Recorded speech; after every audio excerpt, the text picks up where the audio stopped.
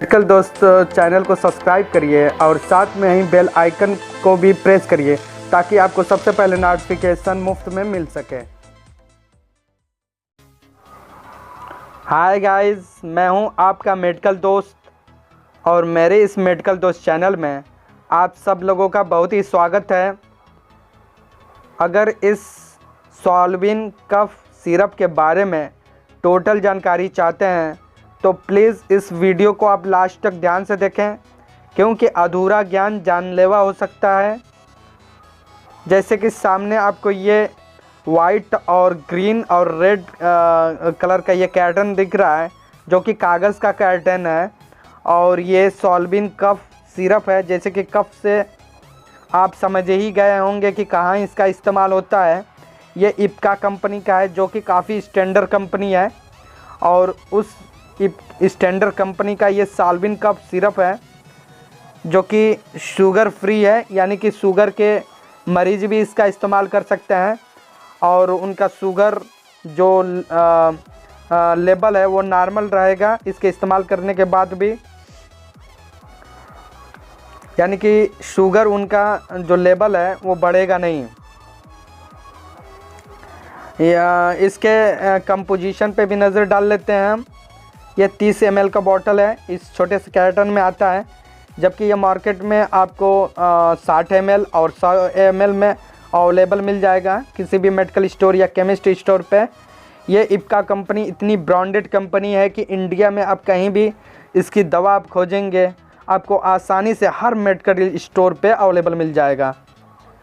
ये 30 ml का bottle है। ये इच 5 ml कंटेनर इसका दिया हुआ है। इसमें डेक्सामेथोरोफेन हाइड्रोक्लोराइड 10 mg दिया हुआ है। क्लोरोफेरमिन मिल्टेड 2 mg दिया हुआ है। इन ए फ्लेवर्ड मेथड सर्बिटॉल बेस, यानी कि ये फ्लेवर्ड बेस है, यानी कि इसका टेस्ट अदर कफ सिरप से अच्छा होना चाहिए। और ये फिजिशियन सैंपल है, नॉट बी सोल्ड। जैसे कि मैंने बहुत से वीडियो में बतलाया है कि ये डॉक्टरों को दिया जाता है अपने मरीज़ों पे इस्तेमाल करने के लिए, फ़ायदा देखने के लिए। इससे पहले भी मैंने एक जो वीडियो बनाया है सॉल्विन LS के नाम से।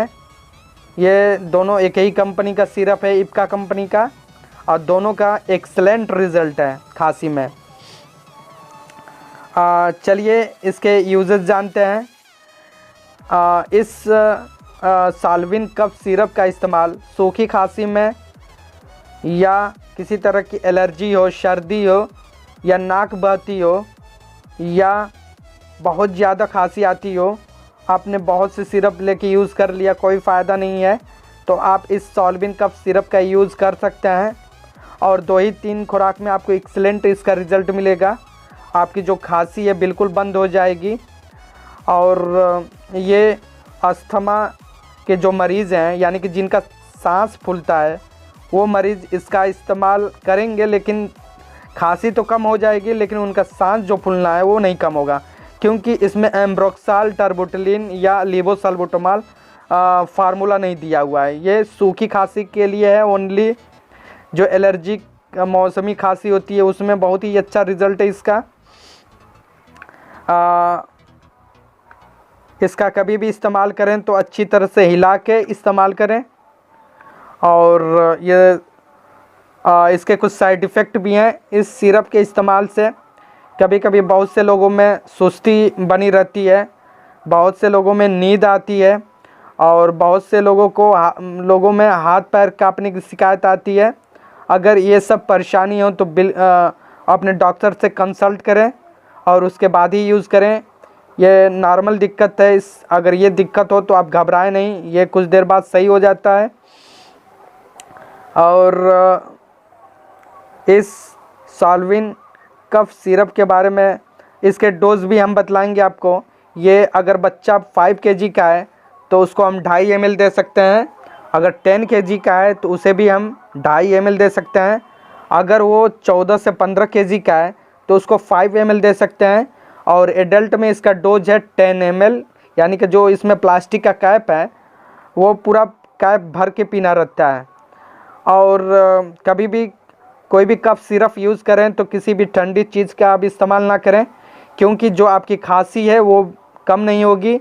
और जो लोग एल्कोहल का इस्तेमाल करते हैं वो भी अगर इस कफ सिरप को ले रहे हैं तो एल्कोहल कुछ दिन के लिए अवॉइड करें, यानी कि बंद कर दें, क्योंकि ये जो लोग एल्कोहल लेते हैं उन पे बिल्कुल ये असर नहीं करेगा।